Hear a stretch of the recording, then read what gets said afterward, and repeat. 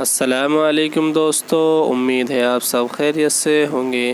میرے channel Sohail assembly کو subscribe کریں اور بیل آئیکن پر پریس کریں تاکہ نئی ویڈیو کو نوٹیفیکیشن آپ کو سب سے پہلے مل سکے۔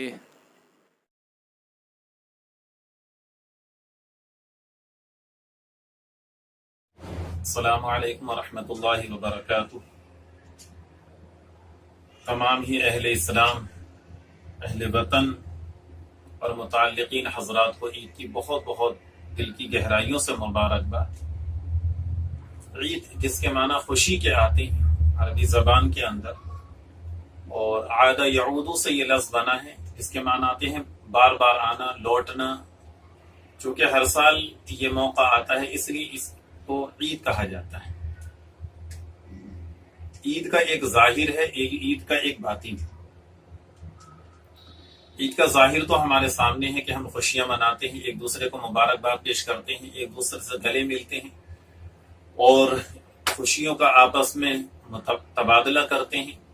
یہ تو ایک ظاہر ہے جو ہمیں نظر آ رہا، لیکن اسی ظاہر کے اندر ایک ہمیں جو اہم ترین خیال رکھنا ہے وہ یہ کہ صرف یہ خوشیاں ہماری ہی ذات تک محدود نہ رہ جائیں۔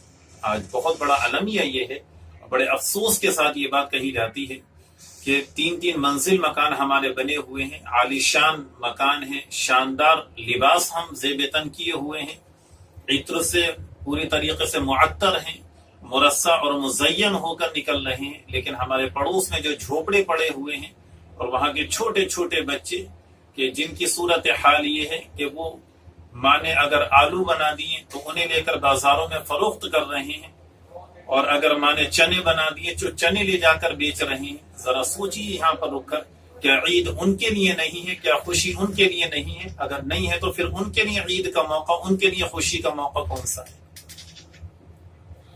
تو لہٰذا عید سے پہلے جو ہمیں حکم دیا گیا ہے کہ عیدگاہ جانے سے پہلے، نماز عید ادا کرنے سے پہلے صدقہ فطر ادا کر دینا چاہیے۔ اس صدقے کی کیا اہمیت ہے، صرف ایک حدیث ناظرین میں آپ کے سامنے پیش کروں گا، اس سے ذرا آپ اندازہ لگائیے اور صدقہ کس طرح ادا کرنا ہے یہ چیز سمجھانی ہے۔ حدیث پاک کے اندر آتا ہے کہ اللہ رب العزت نے جب اس سرزمین کو پیدا فرمایا تو زمین پر زلزلہ طاری تھا، زمین ہل رہی تھی، زمین اپنی جگہ پر قائم نہیں تھی، تو اللہ نے زمین کے سکون کے لیے، اسے ٹھہراؤ دینے کے لیے پہاڑوں کو پیدا فرمایا۔ پہاڑوں کی اس قوت کو، اس طاقت کو جب فرشتوں نے دیکھا تو اللہ سے سوال کیا، اے اللہ تیری مخلوق میں اس طاقتور مخلوق سے بھی زیادہ کوئی مخلوق ہے کہ زمین جو لرز رہی تھی پہاڑوں نے اسے سکون دے دیا؟ تو اللہ نے فرمایا کہ ہاں، اس سے بھی زیادہ طاقتور چیز ہے لوہا، کہ میری مخلوق میں لوہے سے اوزار بنائے جاتے ہیں، پہاڑوں کو تراشا جاتا ہے۔ اس لوہے کی صلابت اور سختی کو فرشتوں نے دیکھ کر پھر سوال کیا، اے اللہ کیا لوہے سے بھی زیادہ طاقتور کوئی چیز ہے تیری مخلوق میں؟ اللہ نے فرمایا ہاں، اس سے بھی زیادہ طاقتور آگ ہے کہ لوہے کو جب اس میں ڈالا جاتا ہے لوہے کو پگھلا دیا کرتی ہے، اسے ختم کر دیتی ہے۔ لوہے کی اب سختی کے بعد آگ کے اس مرحلے کو دیکھتے ہوئے فرشتے پھر سوال کرتے ہیں، اے اللہ آگ کی اتنی حرارت، اتنی شدت، اتنی طاقتور ہے، اس سے بھی زیادہ کوئی طاقتور چیز ہے؟ اللہ کی جانب سے جواب آتا ہے کہ ہاں، اس سے بھی زیادہ طاقتور پانی ہے، جب آگ پر ڈالا جاتا ہے تو آگ کی بھی حیثیت ختم ہو جاتی، بجھ جاتی۔ فرشتے خاموش نہیں ہوتے، ان کے سوال پھر آتے ہیں، اے اللہ ہمارا یہ سوال ہے کہ تیری مخلوق میں اس پانی سے بھی زیادہ طاقتور کوئی چیز ہے؟ اللہ نے فرمایا کہ ہاں، اس سے طاقتور ہوائیں ہیں کہ جو بادل بھرے ہوئے ہوتے ہیں پانی سے، یہ ہوائیں انہیں دائیں سے بائیں، مشرق سے مغرب اور پورب سے پچھم کی طرف لیے پھرتی ہیں۔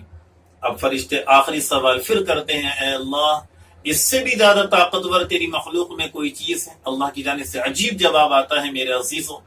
اور سوچئے کہ آج ہماری یہ زکاتیں، آج ہمارے یہ صدقہ فطر، آج ہمارا یہ انفاق فی سبیل اللہ، اللہ کی راہ میں خرچ کرنے کا مزاج، مخلوق پروری، حسن خلق، اچھا کردار، مخلوق کی فکر کرنی، غریبوں پر رحم کرنا، یتیموں اور بیواؤں کی فکر کرنا، کیا یہ معاشرے میں چیز ہمارے موجود ہے؟ یا پھر یہ عید کی خوشیاں صرف ہم منا کر اپنے گھروں کے اندر محصور رہ کر اپنے دل کو اطمینان دلا رہے ہیں؟ اللہ کی جانب سے جواب آتا ہے کہ ان تمام چیزوں کے مقابلے میں انسان کا وہ صدقہ جو اس حال میں ادا کرے کہ دائیں ہاتھ سے دے اور بائیں ہاتھ کو پتہ نہ چلے، وہ مجھے اتنا پسند ہے اور اتنا طاقتور ہے کہ ان تمام اشیاء کے اوپر، تمام مخلوق کے اوپر حاوی۔ کس قدر اللہ کی نوازش ہے ایسے صدقے کے اوپر۔ اس لیے حدیث میں آتا ہے، اللہ کے رسول صلی اللہ علیہ وسلم نے فرمایا کہ صدقہ کثرت سے کرو، اس کی برکت سے اللہ رب العزت 70 مصیبتوں سے تمہاری حفاظت فرمائے گا۔ وَأَهْوَنُهَا، جس میں سب سے کمتر درجے کی مصیبت یہ ہے کہ الجزم والبرص، کہ کوڑ کے مرض سے اور برس کے مرض سے تمہاری حفاظت ہے۔ 69 مرض اور 69 بیماریاں، 69 تکلیفیں اس سے اعلیٰ درجے کی، ان سے بھی ہمیں نجات مل گئی۔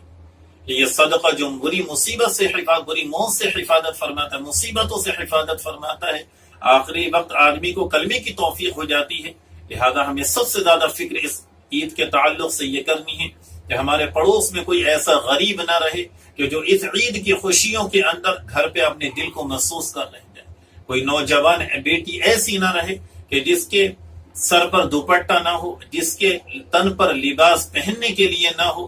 کوئی غریب مزدور ایسا نہ ہو جس کے گھر پر بنانے کے لیے سوئیاں نہ ہو، اس کے بچے بلکتے ہوئے نہ ہوں۔ اگر ایسا ہے تو اللہ کے رسول فرماتے لیس بالمؤمن الذی، کہ ایسا شخص ایمان والا کہلائے جانے کا مستحق ہی نہیں ہے، کہ وہ تو پیٹ بھر کے کھا رہا ہے اور اس کا پڑوسی بھوکے پیٹ زندگی گزار رہا ہے اور رات بسر کر رہا ہے۔ ایک پیغام یہ ہے۔ دوسرا پیغام یہ ہے، ہم یہ سوچے کہ رمضان المبارک کے ہم نے روزے رکھے ہیں، ان روزوں کا جو مقصد ہے یعنی مغفرت، کیا واقعتاً ہمیں یہ حاصل ہو گئی ہے؟ تقوی یہ ہمیں حاصل ہو چکا ہے؟ اگر حاصل ہو چکا ہے تو آپ مبارکباد کے بہت مستحق ہیں، اور اگر نہیں حاصل ہوا ہے تو فکر کرنی ہے کہ واقعی تقوی آیا ہے ہماری زندگی میں یا نہیں آیا، معافی اللہ کی جانب سے مل گئی ہے یا نہیں مل گئی۔ اگر یہ چیزیں ہم حاصل کر چکے ہیں دونوں، تب تو واقعیتاً ہم عید منانے کے مستحق ہیں۔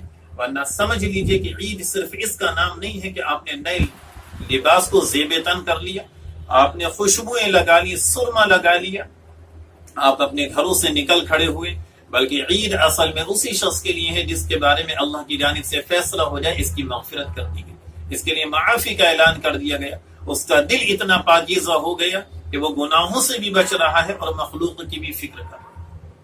تو امید ہے کہ آپ ان دونوں چیزوں کے تعلق سے فکر کریں گے اور اپنی عید کو مخلوق پروری کے ساتھ اور دوسروں کے اچھے کردار کے ساتھ منانے کی کوشش کریں گے۔ جزاک اللہ خیر۔ اللہ اس عید کو ہم سب کے لیے بہتر اور آخرت کے ذخیرے کے اعتبار سے کامیاب بنائے۔